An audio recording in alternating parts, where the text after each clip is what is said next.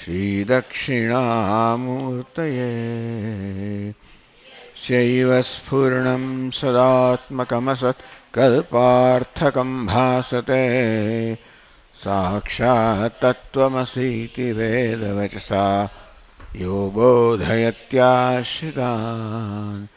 यत्साक्षात्करणाद् भवेन्न पुनरावृत्तिर्भवां भवनिधौ तस्मै श्रीगुरुमूर्तये नमः इदं श्रीदक्षिणामूर्तये दानाच्छिद्रघटोदरस्थितमः दीपप्रभ ज्ञानं यस्य तु चक्षुरादिकरणद्वारा बहिस्पन्दते जानामीति तमेव भान्तमनुभात्येतत्समस्तं जगत् तस्मै श्रीगुरुमूर्तये नमः इदं श्रीदक्षिणामूर्तये देहं प्राणमपीन्द्रियाण्यपि चलां बुद्धिं च शून्यं विदुः स्त्रीबालान्धजडोपमास्त्वहमिति भ्रान्ताभृशंवादिनः मायाशक्तिविलासकल्पितमः व्यामोहसंहारिणे तस्मै श्रीगुरुमूर्तये नमः इदं श्रीदक्षिणामूर्तये अथातो ब्रह्मजिज्ञासा जन्माद्यस्य यतः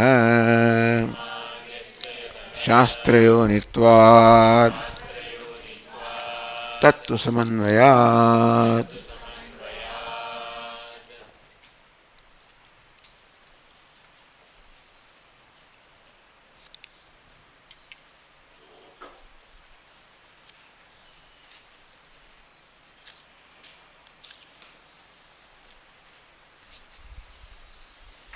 कथम पुनः ब्रह्मण शास्त्र प्रमाणकत्व उच्यते। शास्त्र ब्रह्म माटे प्रमाण छे एवं क्या कारण थी आप कहो छो?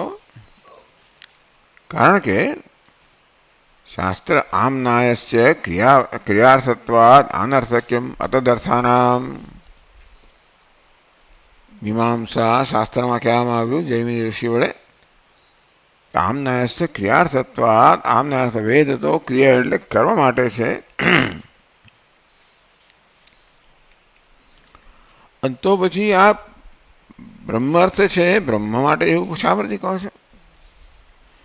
अर्थात मीमांसकोना कहेवा प्रमाणे शास्त्र छे ए कर्म माटे प्रमाण छे ए ब्रह्म माटे प्रमाण जो आप शा परथी कहो छो? इति क्रियापरत्वं शास्त्रस्य प्रदर्शितम् अतः वेदांतानाम अनर्थक्यम मीमांसकोना कहेवा प्रमाणे जो कोई वाक्य क्रियापरक न होय अनर्थक छे એટલે કોઈ પ્રકારનું ફળ આપનારું નથી અને તે રીતે આ બધા બ્રહ્મપરક વાક્યો છે એ ક્રિયાપરક નથી અનર્થક છે. ચાલો કર્તૃદેવતાદિ પ્રકાશન તત્વેન વા તો કોઈક રીતે આ વેદાંતના વાક્યો છે જે બ્રહ્મનું પ્રકાશન કરનારા છે કોઈક રીતે તમારે એને સાર્થક માનવા હોય ચાલો આમ કહો કે કર્તૃદેવતાદિ પ્રકાશકત્વેન प्रकाशनार्थत्वेन वेदांत के तत्वमसि तद्वारा ब्रह्म त्वं द्वारा कर्तृ आ प्रकारे तो आ कर्ता छे ब्रह्म छे देवता छे ना प्रकाशन करवा द्वारा कोई रीते कोई कर्म करवा माटे कर्तानी जरूर पड़े कर्म माटे देवतानी जरूर पड़े अने ए रीते कोई रीते कर्मनो उपयोगी छे. आम क्रिया विधिशेषत्व कोई जगह कर्म ने विधि हो तो एना अंग तरीके काम लागे उपयोगी थाय. उपासनादि क्रियांतर विधानार्थम वा अथवा तो वेदांत वाळो उपासनानु विधान करामां आवे छे ध्यान करवा माटेना पण विधि छे એટલે ચાલો એમ માનો કે એ મુખ્ય વાક્યો છે પણ આ બ્રહ્મ નહીં પરિનિષ્ઠિત વસ્તુ प्रतिपादनम संभवति શાસ્ત્ર છે એ માત્ર જે વિદ્યમાન વસ્તુ છે એનું પ્રતિપાદન કરવા શું અર્થ છે? કારણ કે પ્રત્યક્ષાદિ વિષયત્વાત પરિનિષ્ઠિત વસ્તુના, એ વસ્તુ વિદ્યમાન જ છે તો કોઈની કોઈ રીતે શોધી શકાય, કોઈની કોઈ રીતે પ્રત્યક્ષ વગેરે પ્રમાણ વિષય બની શકે, માટે એમાં શાસ્ત્રની શી આવશ્યકતા છે? તત્ પ્રતિપાદને ચ હેવોપાદે તે પુરુષાર્થભાવાત, કંઈક પ્રતિપાદન કરવું હોય કે તમારે કહેવું હોય કે પ્રકાશિત કરવું હોય તો એનાથી કંઈક હેતુ સરવો જોઈએ. કયા હેતુ છે? તો કે આપણને સુખની પ્રાપ્તિ, દુઃખની નિવૃત્તિ. સુખ તો ઉપાદેય છે, પ્રાપ્ત કરવા યોગ્ય છે, દુઃખ હે છે, દૂર કરવા યોગ્ય છે. એટલે જે કોઈ વસ્તુ આપણે સુખ પ્રાપ્તિ કે દુઃખ નિવૃત્તિ માટે ઉપયોગી હોય એ ચાલો પુરુષાર્થનો ઉપયોગી છે. પછી છે જ વસ્તુ ઘટાદી છે વસ્તુ, એ છે જાણવાથી સુખની પ્રાપ્તિ પણ ના થાય, દુઃખ નિવૃત્તિ પણ ના થાય, તેમ બ્રહ્મ પણ છે. તો એથી સુખ પ્રાપ્તિ દુઃખ નિવૃત્તિ પુરુષાર્થ સિદ્ધ ના થાય, પુરુષાર્થ અભાવાત. અતએવ સહ અરોદેતિ તેવમાદિનામ અનર્થક્યમ માભૂત. આ નિયમ તમે લગાડો તો વેદના કેટલાક વાક્યો અનર્થક બની જાય. સહરોદિત, આ રુદ્ર છે, રુદન કર્યું માટે રુદ્ર કહેવાયો. તો આ બધાનું શું? આમાં આ તો કોઈ કર્મનું વિધાન તો કરતું નથી. એવા આદિનામ અનર્થક્ય માભૂત. જૈમિની ઋષિ જેમણે આ નિયમ બનાવ્યો કે વેદ છે એનું પ્રયોજન તો ક્રિયાનું પ્રતિપાદન કરવાનું છે, તો વેદમાં આવા કેટલાય વાક્યો છે જેમાં ક્રિયાનું કોઈ સીધું પ્રતિપાદન આવતું નથી. આવું વર્ણનાત્મક હોય અથવા એટલે સહારોદિત રડ્યો. તો આવા વાક્યો વેદના છે માટે અનર્થક ના થવા જોઈએ. ઇતિ વિધિના તો એક વાક્યત્વા સ્તુત્યર્થેને વિધિનામ શિવ મળે બીજું સૂત્ર બનાવ્યું કે ચાલો સીધે સીધું એમાં વિધિ એટલે કે કર્મનું વિધાન નથી, પણ એક વાક્યત્વાત ક્યાંક વિધિ છે એની સાથે એક વાક્યતા છે, કોઈક રીતે ત્યાં ઉપયોગી છે. અને માટે બરહિષી ન દેયમ, તમારે આ ચાંદી છે ને એનું દાન ન કરવું જોઈએ. આ વાક્ય છે કે ભાઈ સહરોદિત, આ રુદ્ર રડ્યો, એની રડવાને કારણે એના અશ્રુમાંથી ચાંદી આવી, અશ્રુ ચાંદી બની ગયા. આ ચાંદી અશ્રુમાંથી બની છે માટે એ નિકૃષ્ટ છે અને માટે દાન કરવા યોગ્ય નથી. અને માટે બરહિષી ન દેયમ રજતમ ન દેયમ, યજ્ઞમાં રજતમ દાન ન કરવું જોઈએ. એ પ્રકારે આ વાક્ય છે કામ લાગે. એ રીતે ચાલો ત્યાં આગળ બરહિષી એ નિષેધ વાક્ય છે, વિધિ કહો કે નિષેધ કહો, નિષેધ વાક્ય ઉપયોગી છે, એને સંકળાયેલું છે, માટે તમે એને પણ વિધિનામ તો એક વાક્યત્વાદ, વિધિ કે નિષેધ સાથે એક વાક્યતા છે અને માટે તમે એમને સ્વીકારી શકો પ્રમાણરૂપ રીતે. એ સ્થાવકત્વેન અર્થવત્વ ઉક્તમ. આમ અર્થવાદ રૂપે પણ વાક્યોનો સાર્થક કહેવામાં આવ્યા.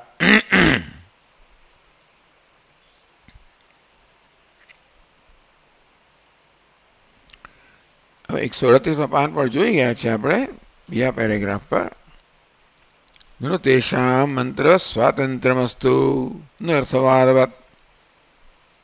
અર્થવાદ તો છે પરતંત્ર છે, એટલે કે કોઈ વિધિ કે નિષેધ છે એની એક વાક્યતા ધરાવે છે, એને સહાયભૂત છે. અને એ રીતે ચાલો વિધિ તો નિષેધ એ વાક્ય તો પ્રમાણ છે, એમને સહાયભૂત થવાના કારણે અર્થવાદ પ્રમાણભૂત છે. ચાલો ગણો એમને. પણ મંત્ર છે એ કેવી રીતે પ્રમાણભૂત છે? તો કે મંત્રાણા મંત્ર સ્વાતંત્ર્યમસ્તુ. એવું માનવું છે કે આ મંત્ર જે છે ને એ કોઈ વિધિને કોઈ સહાયભૂત થતા નથી, છતાંય પણ મંત્ર હોવાને કારણે પ્રમાણ છે. નર્થવાદવત વિધિ એક વાક્યત્વમ. તો મંત્ર છે એટલે કે જે સંહિતા વિભાગ છે, જે મંત્ર વિભાગ છે એ પણ પ્રમાણભૂત છે, વેદનો વિભાગ પણ પ્રમાણભૂત છે. અને એ કોઈક અમે જાણીએ ત્યાં સુધી તો એ કોઈ ક્રિયામાં સહાયભૂત નથી અને છતાંય પ્રમાણરૂપ છે. એટલે મંત્ર જે છે એ સ્વતંત્ર પ્રામાણ્ય ધરાવે છે, વિધિમાં ઉપયોગી છે માટે નહીં. તેષામ મંત્ર સ્વાતંત્ર્યમસ્તુ ન અર્થવાદવત વિધિ એકવાક્યત્વ. તો વિધિ તો પ્રમાણભૂત છે. વિધિ નિષેધ, એ વિધિ નિષેધમાં એક વાક્ય એટલે કે એને સહાયભૂત હોય એ પણ વાક્યો પ્રમાણભૂત કહેવાય. તો મંત્રો દેવા છે, મંત્રો સ્વતંત્ર પ્રમાણ છે.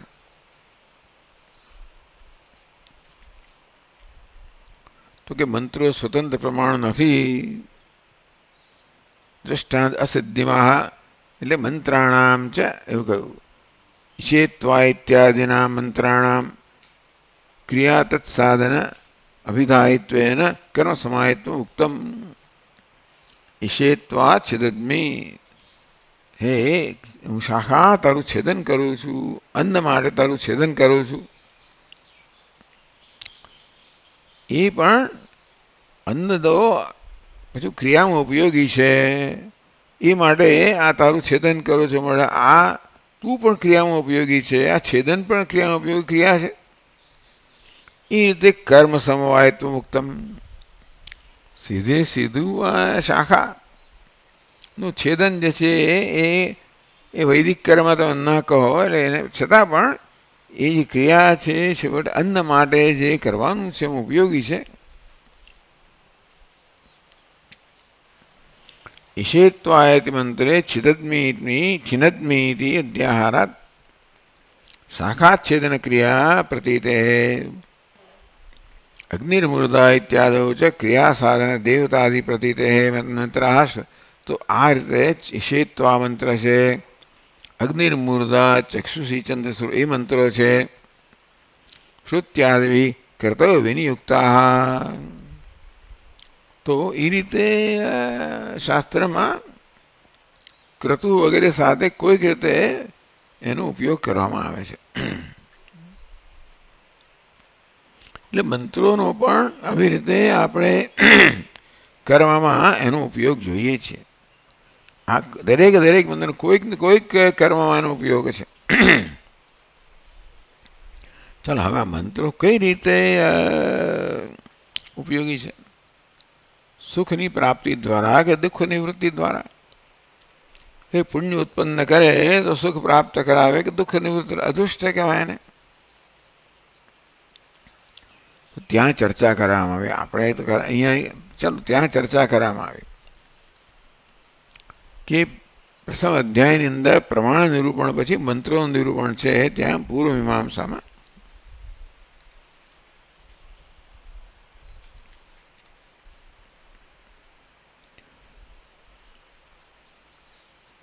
તે કે ઉચ્ચારણ માત્ર અદૃષ્ટમ કુર્વંત કરતો આ પ્રકાર ત્યાં ચર્ચા કરવામાં આવી કે આ મંત્રોની શું ઉપયોગિતા છે. ભાઈ, મંત્રોની ક્રિયામાં શું ઉપયોગિતા છે? મંત્રો તમે કોઈ કર્મ દરમિયાન મંત્ર ઉચ્ચારણ કરતા હો,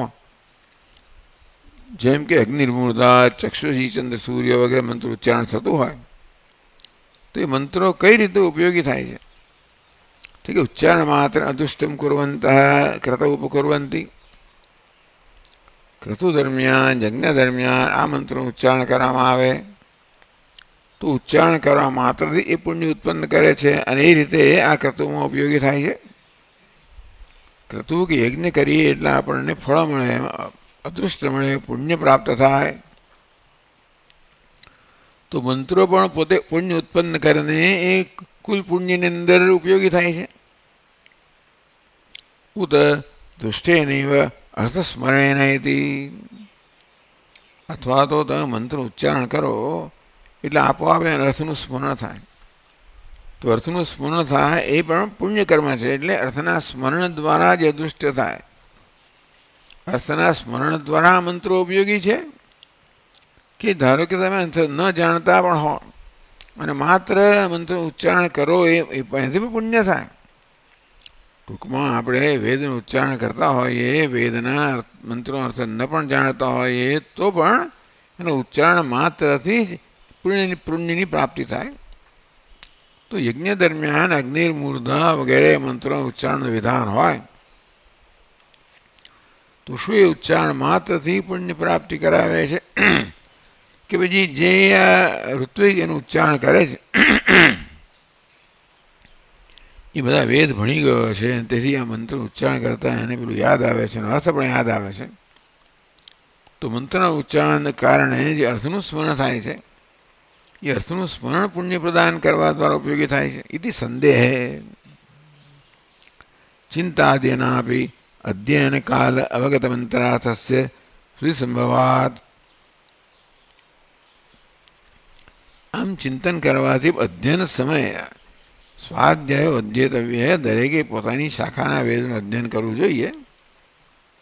તો ધારો કે આમ અથર્વવેદનો મંત્ર હોય અને એની આ બ્રાહ્મણે એટલે પોતાના અધ્યયન કાળ દરમિયાન આ બધા મંત્રોનું અધ્યયન કર્યું હોય, પઠન કર્યું હોય અને બધાને કંઠસ્થ કર્યા હોય, એના અર્થનું જ્ઞાન પ્રાપ્ત કર્યું. હવે જ્યારે યજ્ઞ કરે ત્યારે આ મંત્ર બોલે ત્યારે તે વખતે જે એને પઠન કરેલું અને અર્થનું જ્ઞાન પ્રાપ્ત કરેલું એ બધું પાછું સ્મરણ થાય. એ સ્મરણ છે એ એને પુણ્ય પ્રાપ્ત કરાવે છે કે આ મંત્ર ઉચ્ચારણ માત્ર પુણ્ય પ્રાપ્ત કરાવે છે? સંદેહ થયો. ચિંતાદ્યનાપી અધ્યયન કાલ અવગત મંત્રાર્થસ્ય સ્મૃતિ સંભવાદ. એટલે તમે મંત્ર ઉચ્ચારણ કરો એટલે આપોઆપ જ મનમાં એના ચિંતનથી એના અર્થનું પણ અનુસંધાન થાય અને એ અદૃષ્ટ ઉત્પન્ન થાય. એ રીતે અદૃષ્ટાર્થા મંત્રાહ ઉચ્ચારણ ઉપરાંત અર્થના સ્મરણ દ્વારા પણ આ મંત્રો છે એ અદૃષ્ટ એટલે પુણ્ય ઉત્પન્ન કરે છે. એ રીતે એ કરતું અર્થ યજ્ઞમાં પોતાનું પ્રદાન કરે છે. અવિશિષ્ટસ્તુ વાક્યાર્થેથી લોકવેદયો વાક્યાર્થસ્ય અવિશેષાદ. પણ હવે મંત્ર તો બહુ પારિભાષિક વસ્તુ છે. મંત્રના જે શબ્દો હોય એ તો જુદા પ્રકારના હોય ને, વેદના શબ્દો. તમે કશું ઉચ્ચારણ કરો કે બોલો અત્યારે આ શબ્દો તો રોજ બરોજના શબ્દો હોય તો એ શબ્દનું મંત્રમાં એનું સ્મરણ થાય, અર્થનું સ્મરણ થાય. વેદના શબ્દો તો વિશેષ હોય ને, એ રોજ બરોજના વ્યવહારમાં થતા ઉપયોગી થતા જે શબ્દો છે એના કરતાં વેદના શબ્દો તો ભિન્ન હોવા જોઈએ. માટે તમને એનું અર્થનું સ્મરણ કેવી રીતે થાય? રોજ બરોજ જે વ્યવહાર કરવો એમાં જે શબ્દનો ઉપયોગ કરવો એ શબ્દના પ્રયોગથી અર્થનું સ્મરણ. પણ આ તો જુદા શબ્દો છે. તો કે ના, એવું નથી. લોકવેદયો વાક્યાર્થસ્ય અવિશેષાત. તો કે નહીં, રોજ બરોજના લૌકિક વ્યવહારમાં આપણે શબ્દોનો જે અર્થ કરતા હોઈએ છીએ શબ્દો એ જ અર્થ વેદની અંદર પણ થાય છે. એટલે કે આપણે મંત્રનું ઉચ્ચારણ કરીએ ત્યારે જે શબ્દો હોય છે એનો અર્થ આપણો જે વ્યવહારમાં થાય એ જ અર્થ કરવાનો હોય છે, થતો હોય છે. ઇતિ લોકવેદયો વાક્યાર્થસ્ય અવિશેષાત. લોક એટલે કે વ્યવહારમાં અને વેદમાં એનો એ શબ્દ વ્યવહારમાં આવતો હોય, મંત્ર શબ્દ હોય, પુરુષ શબ્દ હોય અને વ્યવહાર તો જે અર્થ એ ત્યાં અર્થ થાય, બીજો કોઈ જુદો અર્થ ન થાય. મંત્રવાક્યાનામ દૃષ્ટેનૈવ સ્વાર્થ પ્રકાશનેન. મંત્રના જે વાક્ય હોય પણ આપોઆપ ઉચ્ચારણ થાય એટલે પોતાના અર્થનું પ્રકાશન કરે. આપણે શબ્દો જ્યારે શબ્દો પરિચિત હોઈએ ત્યારે શબ્દનું ઉચ્ચારણ કરવામાં આવે ત્યારે શબ્દ આપોઆપ જ આપણા મનની અંદર અર્થનું પ્રકાશન કરે. અને તે રીતે આ બધા મંત્રોના શબ્દો છે એ પણ એ જ અર્થમાં ઉપયોગી થાય, એનો ઉપયોગ કરવામાં આવ્યો છે. માટે મંત્રનું ઉચ્ચારણ કરે ત્યારે એ શબ્દ આપણામાં એ જ રીતે અર્થનું પ્રકાશન કરે. એ રીતે એના અર્થનું પ્રકાશન કરે એટલે પુણ્ય ઉત્પન્ન કરે.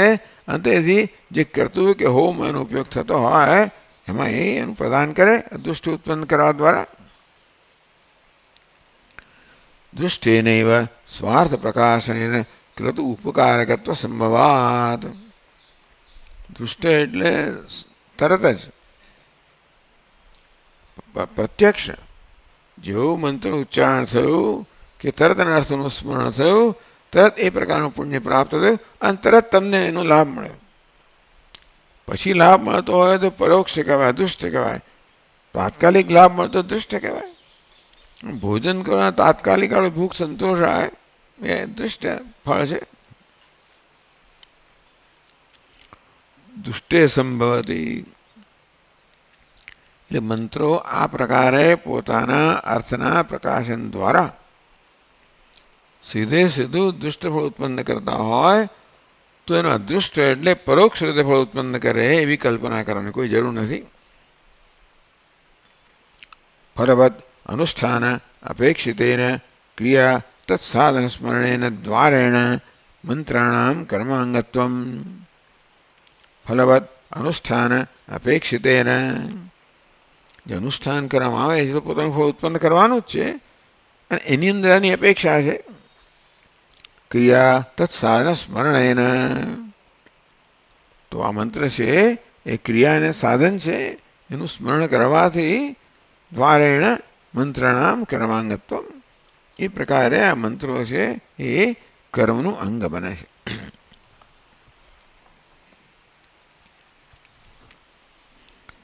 એટલે ટૂંકમાં યજ્ઞનું અનુષ્ઠાન કરવું હોય ત્યારે મંત્ર ઉચ્ચારણની અપેક્ષા છે અને એ પ્રકારે મંત્રના ઉચ્ચારણાથી એ દૃષ્ટિ ઉત્પન્ન કરીને એના અર્થની સ્મૃતિ ઉત્પન્ન કરીને પણ અદૃષ્ટિ ઉત્પન્ન કરીને એ કર્મમાં પોતાનો ફાળો આપે છે. મળે એ પણ કર્મનું અંગ છે. મંત્રી એવ અર્થ સ્મર્તવ્યેતિ નિયમસ્તુ અદૃષ્ટાર્થ હેતી. ક્યાંક નિયમ હોય મંત્રથી જ અર્થનું સ્મરણ કરવું જોઈએ. એટલે મંત્રના ઉચ્ચારણથી પણ અદૃષ્ટ પ્રાપ્ત થાય. અર્થનું જ્યારે સ્મરણ થાય તો વધારે અદૃષ્ટ પ્રાપ્ત થાય. પછી જ્યારે મંત્રનો પ્રયોગ હોય કોઈ યજ્ઞની અંદર તો એ મંત્રના ઉચ્ચારણ માત્રથી જ અદૃષ્ટ પ્રાપ્ત થાય. પછી એનું ઉચ્ચારણથી અર્થ તમે જાણતા હો તો વધુ વધારે એનો ફાયદો થાય. તથા ચ અર્થવાદાનામ સ્તુતિ પદાર્થ દ્વારા પદૈક વાક્યત્વ વિધિભિ. આ પ્રકારે અર્થવાદ છે સહરોદિત વગેરે વગેરે સ્તુતિ પદાર્થ, સ્તુતિ હોય કે નિંદા હોય, પદાર્થ દ્વારા પદ એક વાક્યત્વ વિધિભિ એટલે વિધિ જે છે કે નિષેધ બહિષે ન દેયમ નિષેધ હોય તો વિધિ પદ એક વાક્યત્વ. આ સ્તુતિના શબ્દો જે છે એને એના અર્થ દ્વારા આ વિધિની અંદર શબ્દો છે એને એની સાથે એક વાક્યતા ધરાવે છે, એક તાત્પર્ય ધરાવે છે. એટલે અર્થવાદ ને મંત્ર અર્થવાદ છે ને એ સ્તુતિ દ્વારા વિધિના શબ્દો છે એની સાથે એક વાક્યતા ધરાવે છે. મંત્રાણામ તો મંત્રો જે છે એના ઉચ્ચારણથી આપણને એનું અદૃષ્ટ ફળ મળે છે.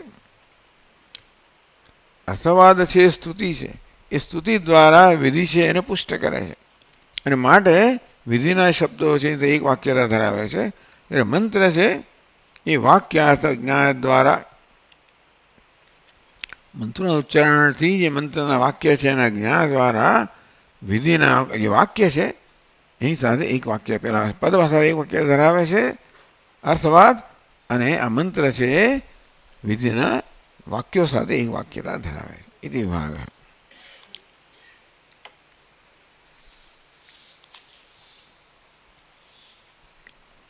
140 પાન પર આગળ કહે છે નનુ અસ્તુ કર્મ પ્રકાશ વાક્યાનામ વિધિ એક વાક્યત્વ. ચાલો ભાઈ, આ કર્મનું પ્રકરણ છે. આપણે તો બે વિભાગ કર્યા, કર્મ પ્રકરણ અને પછી જ્ઞાન પ્રકરણ. હજી એવું પહેલાં તો કોઈ કર્યું નથી, પણ ચાલો કર્મ પ્રકરણ જે છે એટલે આપણે કર્મકાંડ અને જ્ઞાનકાંડ. કર્મકાંડ એટલે કર્મ પ્રકરણ, જ્ઞાનકાંડ જ્ઞાન પ્રકરણ. નનુ અસ્તુ કર્મ પ્રકરણસ્થ વાક્યાનામ વિધિ એક વાક્યત્વ. ટૂંકમાં કર્મકાંડની અંદર જે બધા વાક્યો છે એક અથવા બીજી રીતે વિધિ સાથે જોડાયેલા હોય અને એ રીતે એનું સાર્થક્ય છે. જો વિધિ સાથે ન જોડાયેલા હોય તો અનર્થક છે. એટલે જ કહ્યું કે ભાઈ વિધ તો અર્થવાદ વગેરે દ્વારા પણ એ જોડાયેલા છે અને એ પ્રકારે બધા વાક્યો સાર્થક ગણાવ્યા. વેદાંતાનામ તો પણ વેદાંતમાં કોઈ પ્રકારની વિધિ નથી. સિદ્ધે પ્રામાણ્યમ કિન્ન સ્યાત, કર્મકાંડના જે વાક્યો છે એ બધા જ વાક્યો વિધિ સાથે સંકળાયેલા છે, માટે એમનું પ્રામાણ્ય છે.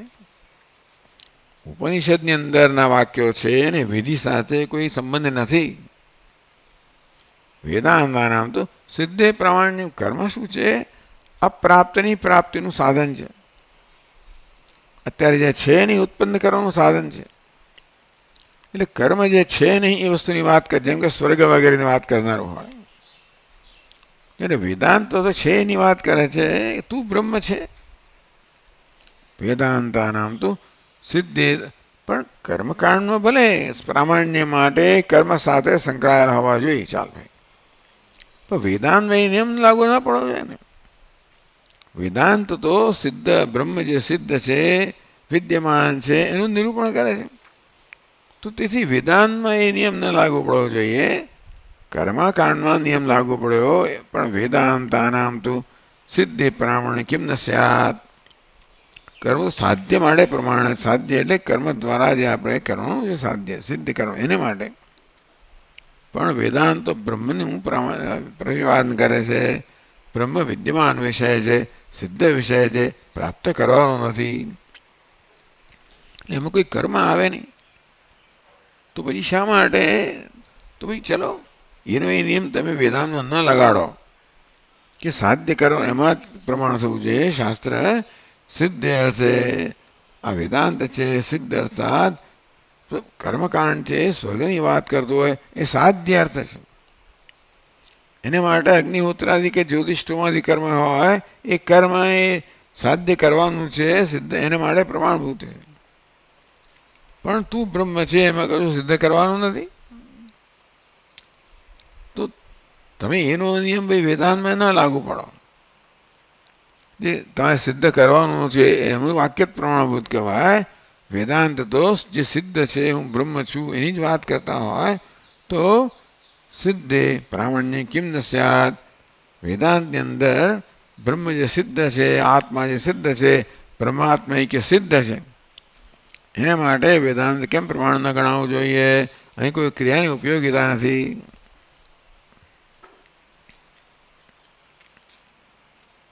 એટલે ભાષ્યકારે કહ્યું 139 પાન પર બીજા વાક્યમાં ન ક્વચિદપી વેદવાક્યાનાં વિધિ સંસ્પર્શમ અંતરેણ અર્થવત્તા દૃષ્ટા ઉપપન્ના વા. અહીં ભાષ્યકાર મીમાંસકોનો પક્ષ રજૂ કરે છે. આપણે એમ લાગે એ સિદ્ધાંત રજૂ કરે, આપણે માટે પૂર્વ પક્ષ છે, પણ એ મીમાંસકોનો પક્ષે જાણે કે મુખ્ય પક્ષ એમ રજૂ કરે છે. એને માટે બધા પ્રમાણ આપે છે કે ન ક્વચિત આપી. એટલે ભાટ્ટ લોકો એમ કે મીમાંસક એમ ક્યારેય પણ વેદવાક્યના વિધિ સંસ્પર્શ મંત્રેણ, વેદવાક્યનું વિધિ સાથે કોઈનો કોઈ સંસ્પર્શ એટલે કશો ને કશો સંબંધ હોવો જોઈએ. ક્યાં તો સીધું વિધિ વાક્ય હોવું જોઈએ કે અર્થવાદ દ્વારા એનું વાક્ય હોવું જોઈએ, સંસ્પર્શ ઉપયોગી હોવું જોઈએ.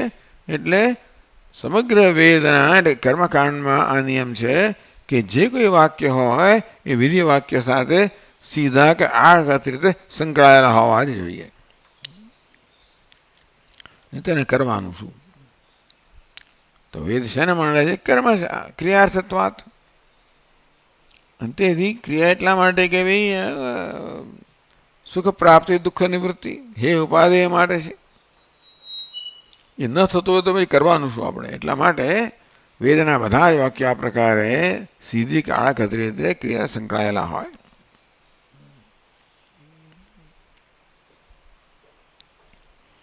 કંઈ નહીં, પણ એ વેદાંત માટે બીજો નિયમ કેમ ના હોય?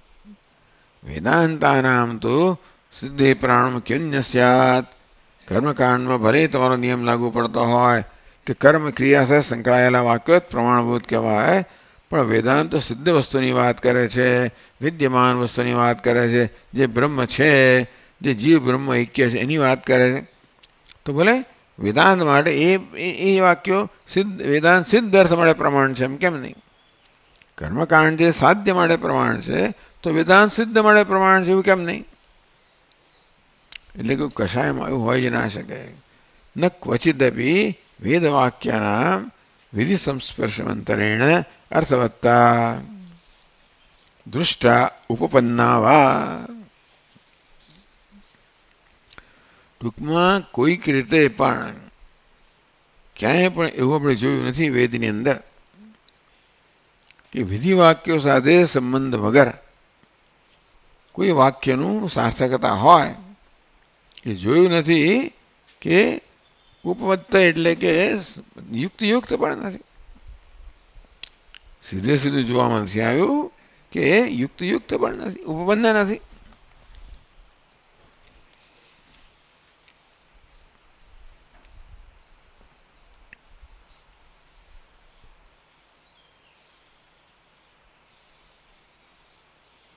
એટલે કહે છે રત્નપ્રભા,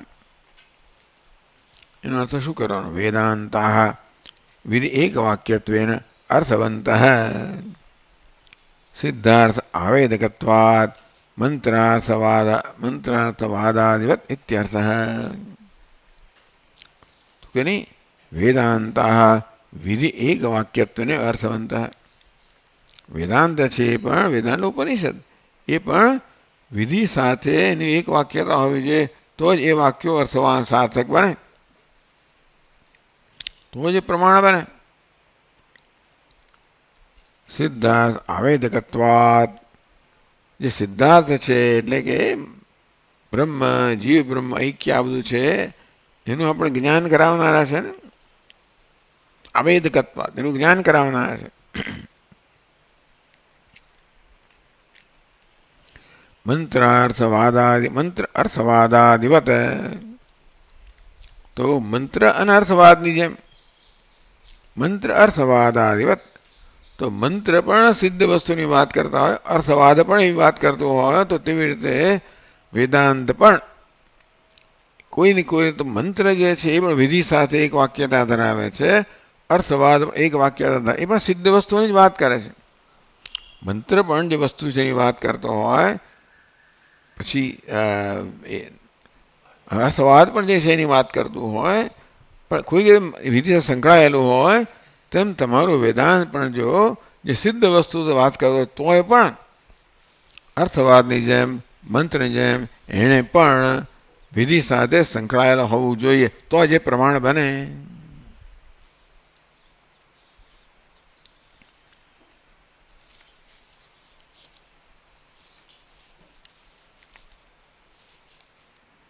અન્યત્ર સિદ્ધે ફલભાવસ્ય ઉક્તત્વાत् ઇત્યર્થ. અન્યત્ર અતુષ્ટાપી વેદાંતેષુ કલ્પિતામ. ચાલો, એટલે અન્યત્ર અતુષ્ટાપી વેદાંતેષુ કલ્પિતામ. વેદાંત છે એ વિધિ એક વાક્યથી જ અર્થવંત બને. સિદ્ધા મંત્ર અને અર્થવાદ જેવી રીતે સિદ્ધ વસ્તુનું નિરૂપણ કરે છે, છતાંય પણ વિધિ સાથે સંકળાયેલા છે માટે પ્રમાણભૂત છે. તેવી રીતે વેદાંત ઉપનિષદ પણ ભલે બ્રહ્મ વગેરે સિદ્ધ વસ્તુ સંકળાયેલા હોય તો પણ એમણે પણ વિધિ સાથે સંકળાયેલા હોય તો જ પ્રમાણભૂત થવું જોઈએ.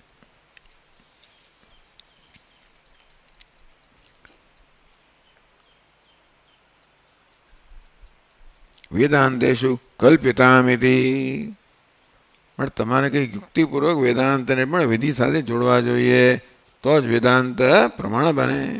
તો કહે છે ઉપપન્નાવા, એવી શક્યતા જ નથી. ટૂંકમાં એવી કોઈ યુક્તિ પણ અપનાવી શકે એમ નથી જેથી આ અહમ બ્રહ્માસ્મિ કોઈ વિધિ સાથે જોડી શકાય એમ નથી. તત્વમસી સર્વમ ખલ્વિદમ બ્રહ્મ, આ બધા વાક્યોને કોઈ રીતે વિધિ સાથે સાંકળી શકાય એમ નથી. એટલે તૃષ્ણ દ્રષ્ટા, ટૂંકમાં વેદાંતના વાક્યો કોઈ રીતે વિધિ સાથે સંકળાય સીધે સીધું જોવામાં આવતું નથી કે પછી ઉપપન્નાવા અથવા તો યુક્તિથી પણ આપણે એને કોઈક રીતે જોડી શકતા નથી.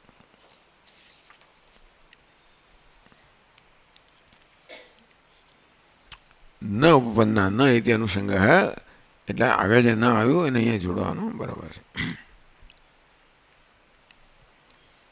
સિદ્ધે ફલાભાવસ્ય ઉક્તત્વાદ કહી દીધું કે જે વસ્તુ છે જેમ કે ઘડો, એને જાણવાથી શું મળવાનું? આ ઘડો છે સારું, એનાથી તમને કંઈ પુરુષાર્થ સિદ્ધ થાય?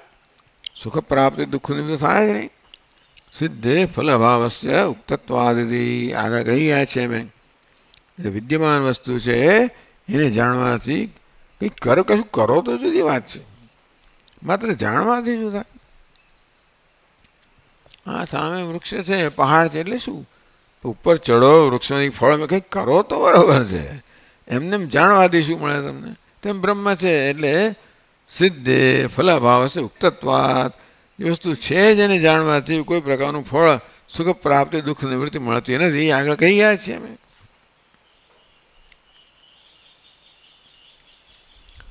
તર્હિ બ્રહ્મણી એવ સ્વાર્થે વિધિ કલ્પ્યતામ.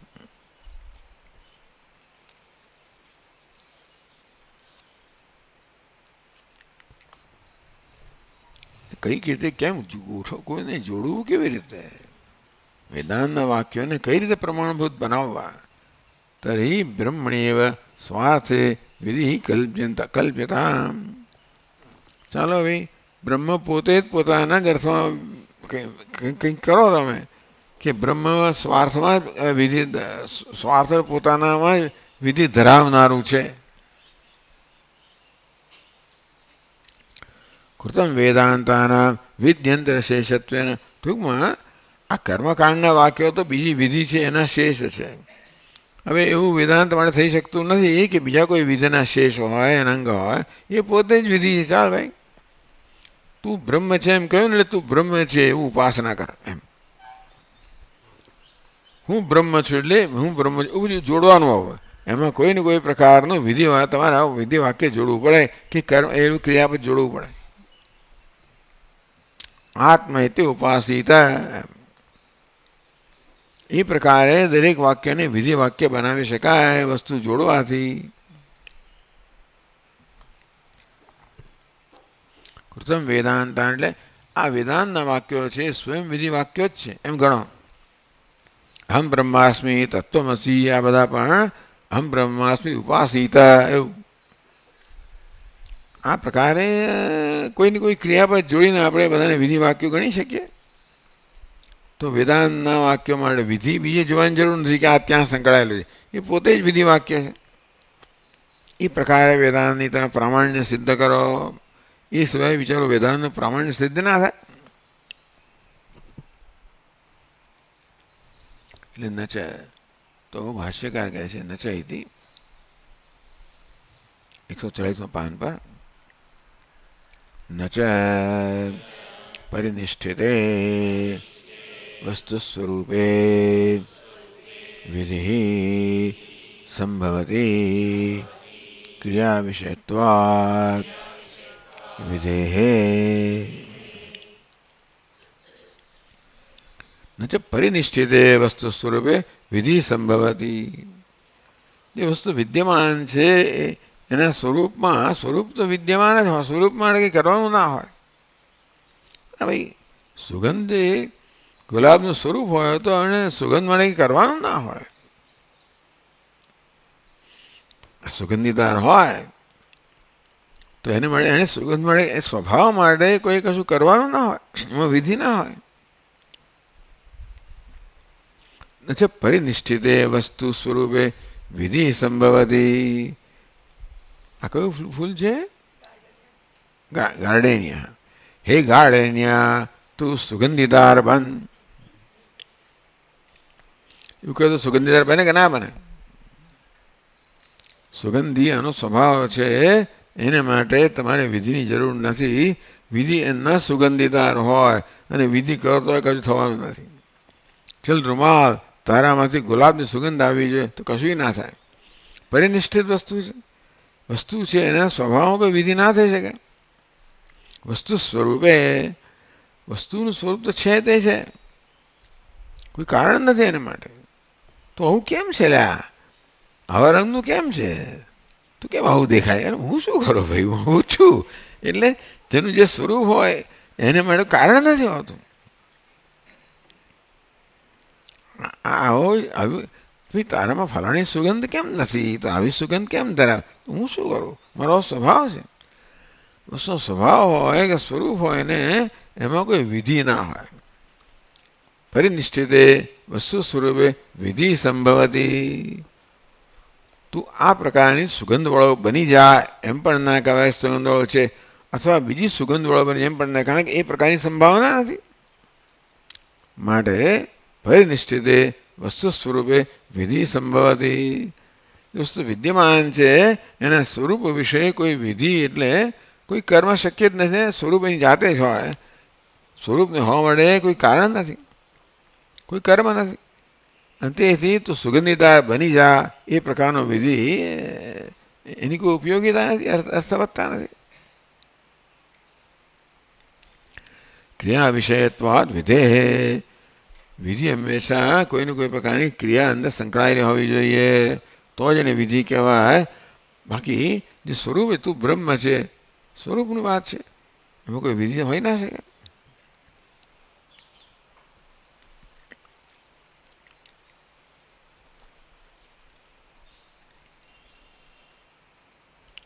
તો અહીં કહે છે રીતના બંધનું દધના જોતી સિદ્ધે દધની વિધે વિધિ દુષ્ટ હૈતી. હવે અગ્નિહોત્રાદિ કર્મ કરતા હો ત્યારે દહીં પણ હોમવામાં આવે છે. એવું છે ને, ભિન્ન ભિન્ન પ્રકારના દ્રવ્યો હોમવામાં આવે. તમે કયા પ્રકારનું ફળ ઈચ્છો છો એના પ્રમાણે દહીં તમે હોમમાં હોમો તો અમુક પ્રકારની તમારી ઇન્દ્રિયોની તેજસ્વીતા વગેરેનું ફળ પ્રાપ્ત થાય. પેલો પૂછે ને કે ભાઈ આ રુદ્રાભિષેકમાં ભિન્ન ભિન્ન દ્રવ્યોથી ભગવાનનો અભિષેક કરવામાં આવે છે, એનું કંઈ ફળ ખરું? તો હા, દરેક દ્રવ્યના અભિષેકનું જુદું જુદું ફળ છે. તેમ આપણે હોમ કરીએ ત્યારે જે કયું દ્રવ્ય આપણે એમાં એની આહુતિ આપીએ છીએ એ પ્રકારે ફળ નક્કી થતું હોય છે. તો દધના જોહોતી, દહીંથી એટલે દહીં અર્પણ કરે છે, દહીંની આહુતિ આપે છે. દધના જોહોતી, દહીં વડે હવન કરે દહીંની આહુતિ આપે છે. તો એમાં એથી સિદ્ધે દધની, દહીં તો સિદ્ધ વસ્તુ જ છે ને, એટલે કે વિદ્યમાન વસ્તુ છે. તો વિધિ છે તો ખરી ને. દધના જોહોતી, દહીં વડે હોમ કરે છે, તો દહીં તો સિદ્ધ એટલે વિદ્યમાન વસ્તુ છે. તો એના વિષયમાં આવી રીતે વિધિ છે તો ખરી ને. તો એટલે ક્રિયા અપરત્વાદ વિધેહે. વિધિ ક્યારે હોય? એમાં કોઈક પ્રકારની ક્રિયા હોય તો. એટલે કે દહીં તે કહે છે દધ્ન ક્રિયા સાધનસ્ય પ્રયુજ્યમાનતયા.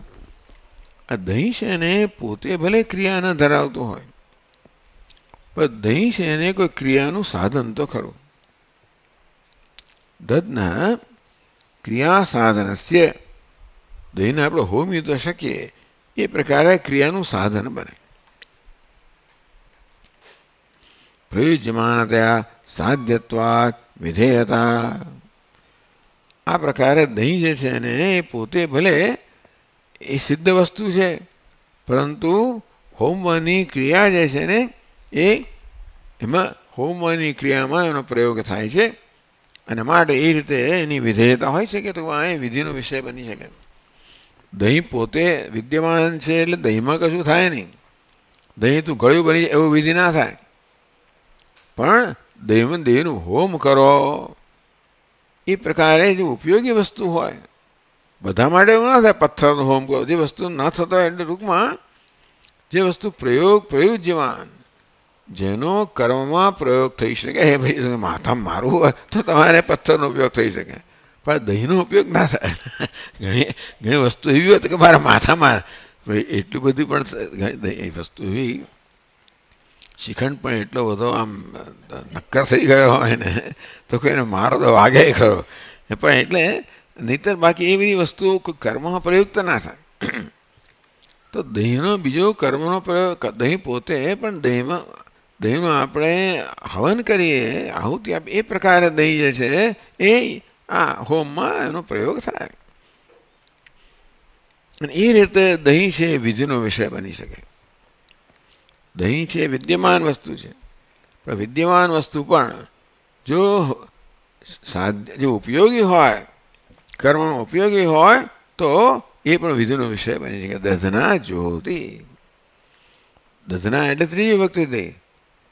તો આવી રીતે દધી શબ્દમાં દધના, તો આવી રીતે દહીંથી એ આહુતિ આપે છે કે દહીંની આહુતિ આપે છે એવું થાય. પણ એમ કરવાથી આ દહીં આહુતિનો વિષય બની શકે. અને એ રીતે પ્રયુજ્યમાનતા, દહીં કેવી વસ્તુ છે, હોમમાં એનો પ્રયોગ થઈ શકે અને એ ફળવત પ્રયોગ થઈ શકે એ પ્રકારનું દ્રવ્ય હોવાને કારણે એ વિધિનો વિષય બની શકે. નિષ્ક્રિય બ્રહ્મણ કથમપી અસાધ્યત્વાદ, પણ બ્રહ્મ તો નિષ્ક્રિય છે, દહીં એ તો સક્રિય છે. દહીં અગ્નિમાં આપણે આહુતિ આપીએ એટલે તમારે ઇન્દ્રિયનું તેજ વધારવાનું એ ફળ આપનારું છે. આ બ્રહ્મને શું કરવાનું, તો નિષ્ક્રિય છે, સિદ્ધ છે, તમે કશું કરી ના શકો. એને આહુતિ કંઈ, કારણ કે કર્મમાં ઉપયોગી જ નથી ને. એની સાથે કોઈ કર્મ જ નથી કે નિષ્ક્રિયમ નિષ્ક્રમ શાંતમ, અંતેથી તમે એને પકડી ના શકાય, કઈ કરી જ ના શકાય બ્રહ્મને. નિષ્ક્રિય બ્રહ્મણ કથમપી અસાધ્યત્વાત. તો આ પ્રકારે દહીં છે ને કોઈ રીતે સાધ્ય બને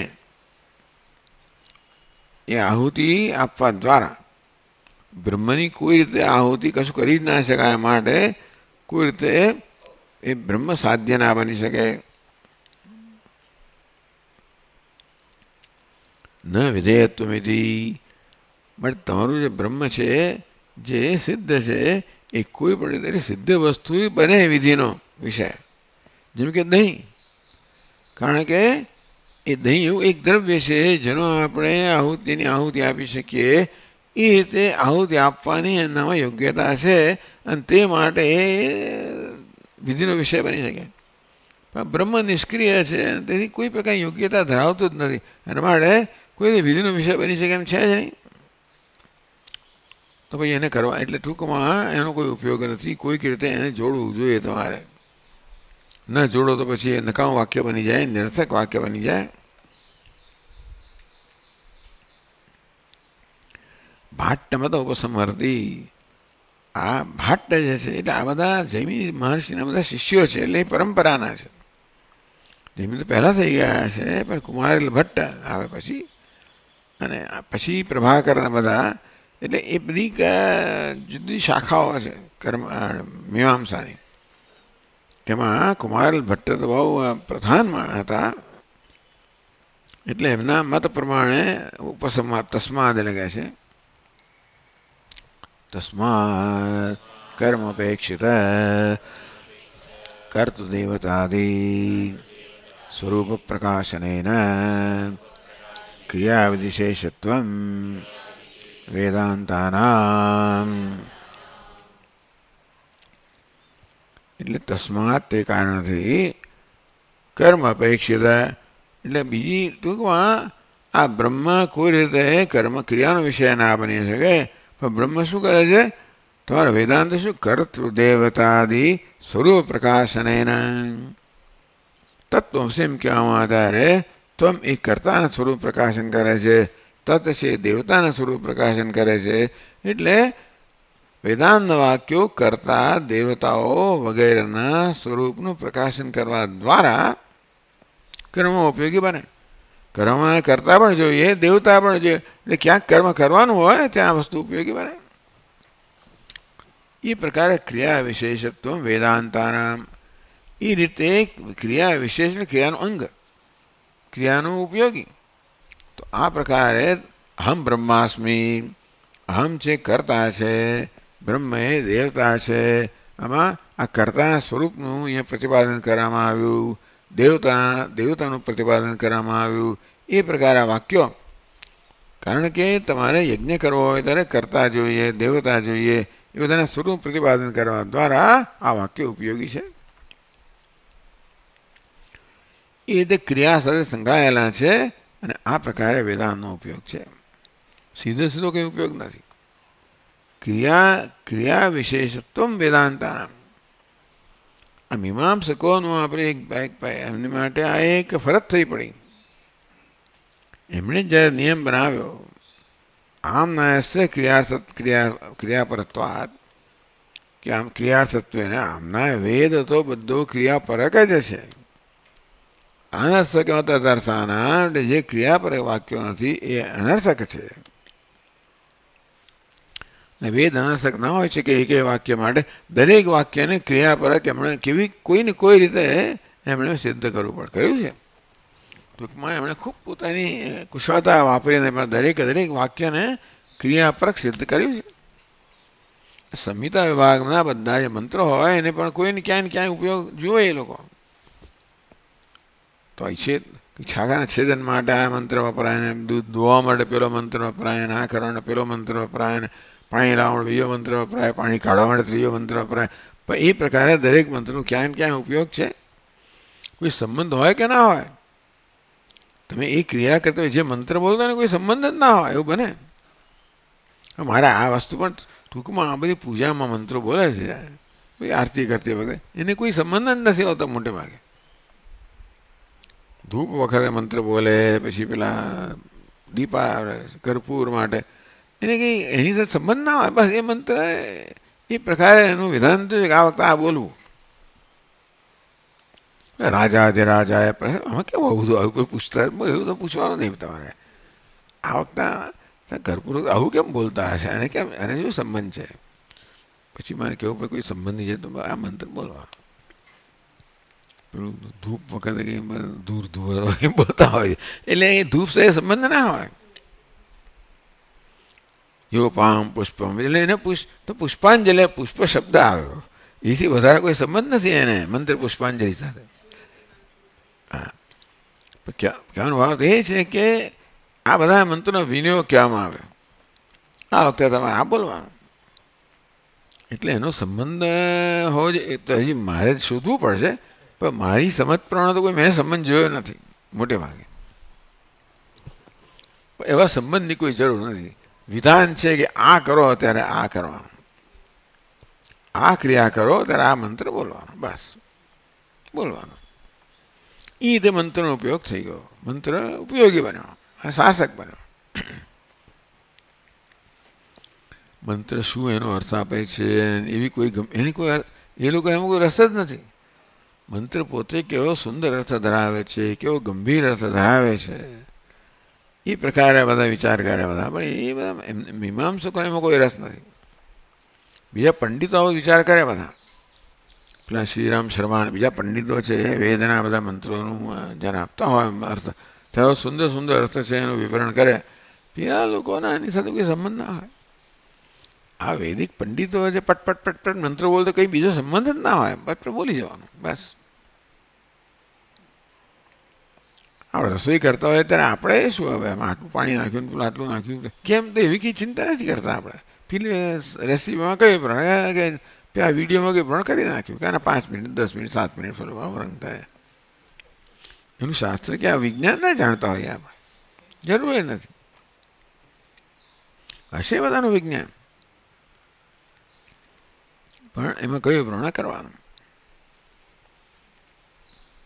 આમ ભાટ્ટમતમ વસમ તસ્માદ કર્મ અપેક્ષિત કર્તૃદેવતાદિ સર્વપ્રકાશનેન ક્રિયાવિધિશેષત્વ વેદાંતાનામ ક્રિયાવિધિશેષત્વ. વેદાંત છે ઉપનિષદ છે, ક્રિયાવિધિ કર્મ માટે જે વિધિ છે બધી એમાં ક્યાં ક્યાં શેષત્વ એના અંગ છે. કેવી રીતે? કર્મ અપેક્ષિત, કર્મમાં અપેક્ષિત જે છે, કર્તા કોણ છે તમારે જાણવું જોઈએ, દેવતા કોણ છે જાણવું જોઈએ. તો આ વેદાંતના વાક્યો આ કર્તાનું સ્વરૂપ કહે છે, દેવતાનું સ્વરૂપ કહે છે. તો કર્મ કરવા માટે કોણ અધિકારી, કયો અધિકારી છે? બ્રાહ્મણો. એટલે કર્તા કોણ છે જાણવું પડે કે ઇન્દ્ર આ વસ્તુ માટે ઇન્દ્રની ઉપાસના કરવી જોઈએ, તો દેવતા કોણ છે જાણવું જોઈએ. તો વેદાંતના બધા વાક્યો છે એ કર્તા અને દેવતાના સ્વરૂપનું પ્રકાશન દ્વારા કર્મ છે એમાં ઉપયોગી બને છે. ક્રિયાવિધિ શેષત્વ, સીધે સીધું કર્મનો વિધિ ના આવે પણ એની ઉપયોગિતા હોય, એનો અંગ હોય, એ પ્રકારે વેદાંતના વાક્યો છે. એ પણ ભલે સીધે સીધા કોઈ એમાં વિધિ ન હોય, પરંતુ કર્તા અને દેવતા વગેરેના સ્વરૂપનું પ્રકાશન કરવા દ્વારા જ્યાં અન્યત્ર કર્મનો વિધિ છે એના અંગ બની જાય.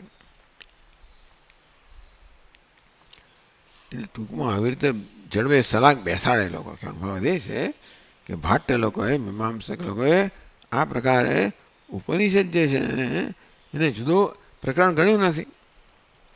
વેદાંત એમ કે ઉપનિષદ જુદું પ્રકરણ છે માટે એનું અનુબંધ ચતુષ્ટય જુદું હોય. પેલા વેદને એક જ પ્રકરણ માને છે. એટલે ઉપનિષદ પણ વેદનો અંગ બની ગયો. એટલે જે અનુબંધ અહીંયા લાગુ એ વેદ બધાને લાગુ પડવા જોઈએ. વેદાંત એને ઉઠીને કહે છે કે નહીં આ જુદું પ્રકરણ છે ભાઈ, આનો અનુબંધ, આનો અધિકારી જુદો છે, વિષય જુદો છે, પ્રયોજન જુદો છે, સંબંધ જુદો છે. અને તો બધી વસ્તુ બરોબર ગોઠવાય. પેલા લોકોને પણ એક જ ગ્રંથ જેવો આગળ રાખીએ, એક જ પ્રકરણ છે, તો પછી મારી માછલીને ગોઠવવું પડે.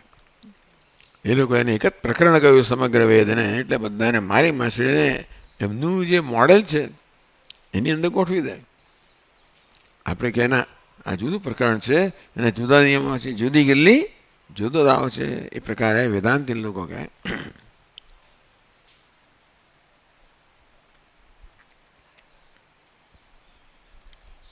સ્વમેવ અરુચિન વદન પક્ષાંતરમાં, કે ભાષ્યકારના ગમ્યું તો નહીં. આ પ્રકારે વેદાંતને કર્મ પર કહેવું એ પ્રકારની દલીલ જે થઈ ને, આ દલીલ એમ ના કહે.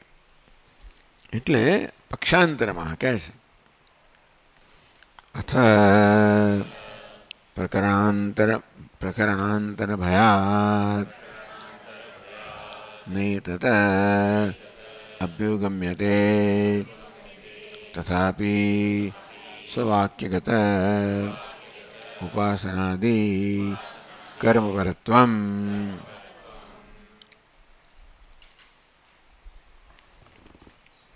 આ પ્રકરણ બી આવે, આનું પ્રકરણ જુદું છે કર્મનું, અને આનું ધારો કે આનું વેદાંતનું પ્રકરણ જુદું છે એમ ગણીએ તો પણ વેદાંતમાં પણ વિધિ વાક્યો આવે છે કે ઉપાસનાના આત્મા ઇત્ય ઉપાસિત આવે છે વાક્ય. અને તેથી સ્વવાક્યગત ઉપાસનાદિ, સ્વ એટલે કે વેદાંત વાક્યમાં જે ઉપાસના વગેરે આવે છે, આવું આત્મા વગેરે દ્રષ્ટવ્ય, શ્રોતવ્ય વગેરે, અથવા આત્મા ઇત્ય ઉપાસિત વાક્યો આવે છે, તો એ ઉપાસના રૂપી કર્મના સાથે સંકળાયેલા બધા વાક્યો છે. બીજું કે ને ભાઈ અવિદ્યા પ્રકરણ છે, વિદ્યા પ્રકરણ આવ્યું જે બૃહદારણ્યક ઉપનિષદમાં. તો અવિદ્યા પ્રકરણ, વિદ્યા પ્રકરણ માટે કેટલું લાંબુ વર્ણન થયું.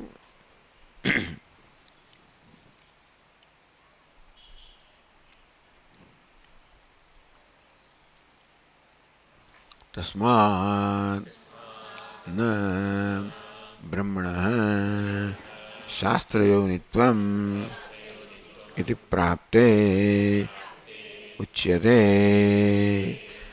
તત્વ સમન્વયાત ઇતિ. તસ્માત તે કારણથી પેલું કયું શાસ્ત્ર યોનિત્વાદ એવું કહેવામાં આવ્યું ને. શાસ્ત્રસ્ય યોનિત્વાદ શાસ્ત્રમ યોનિ યત તત, એ બીજો પક્ષ હતો અને એમાં શાસ્ત્રને યોનિ પ્રમાણ ગણવામાં આવ્યું. એ શાસ્ત્ર બ્રહ્મ માટે પ્રમાણ છે. તો કે નહીં શાસ્ત્ર પ્રમાણ નથી બ્રહ્મ માટે, શાસ્ત્ર કર્મ માટે પ્રમાણ છે.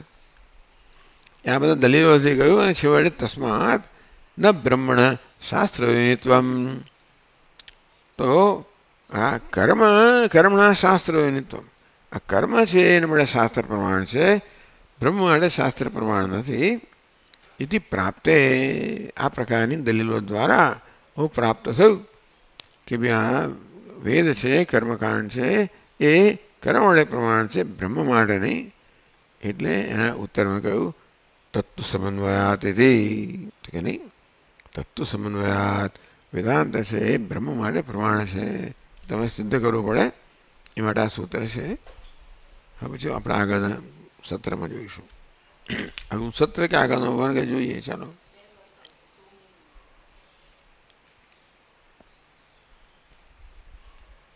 સોમ મંગળ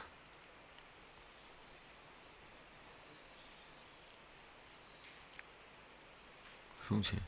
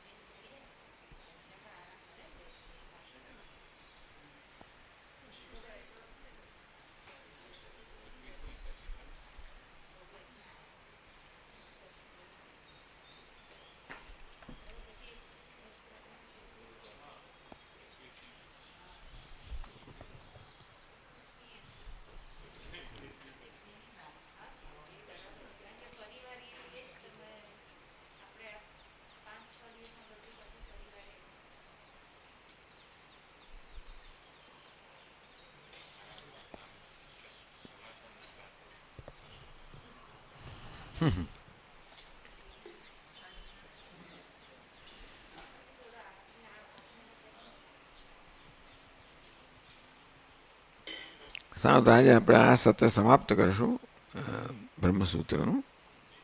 પછી ઓગસ્ટમાં કે સપ્ટેમ્બરમાં મળીએ ત્યારે.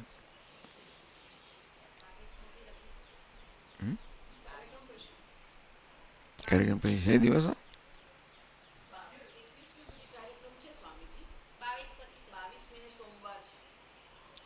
23મી પાછી